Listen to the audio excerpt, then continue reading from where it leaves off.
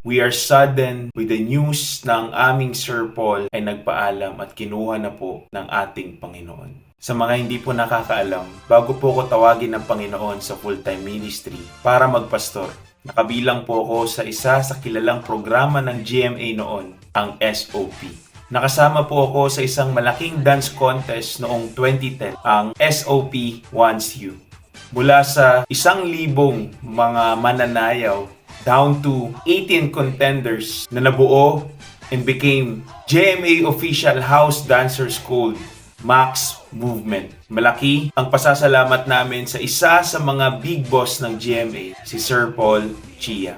He is the executive producer of GMA 7 na nag-asikaso at nag-alaga din sa amin. Last January 4, we are saddened with the news na ang aming Sir Paul ay nagpaalam at kinuha na po ng ating Panginoon.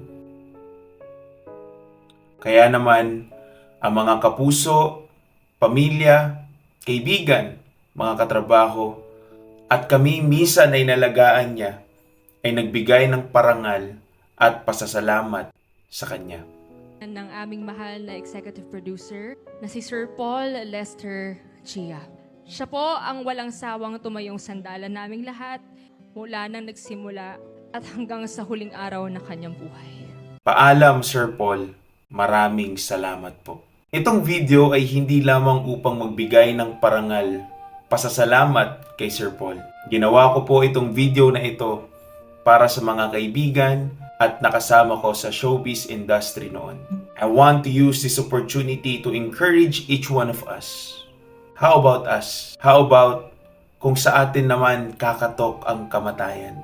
Gaano tayo kahanda? Death often is the most unexpected yet unstoppable event in our lives. No one of us sees death as something worth gathering. However, this is an event in our lives that although hindi mapipigilan, pero kailangan nating harapin. There's another way we can see death in a different way. Sabi po ng Psalm 116 verse 15, "Precious in the sight of the Lord is the death of His saints." The Lord cares deeply when His loved ones die. When they arrive at the gates of death, God welcomes those who love Him. We can see death as a door for an eternal relationship with God. If we have this perspective, we can see death in the most positive way, although painful and unexpected. Good news! The Lord is inviting us to see death this way. He is inviting you to have an intimate and eternal relationship with Him. Hindi mo na kailangang hintayin ang kamatayan bago isipin ang bagay na ito. Hindi mo na kailangang iwasan ito dahil you can make a decision today. You can have a secure and growing relationship with God starting today.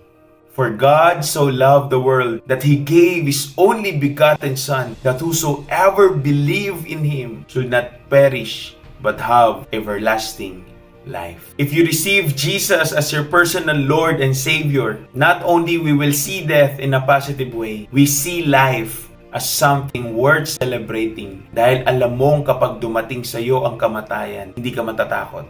Kasi alam mo kung saan ka pupunta kapag dumating ito. God loves you and He wants an eternal relationship with you.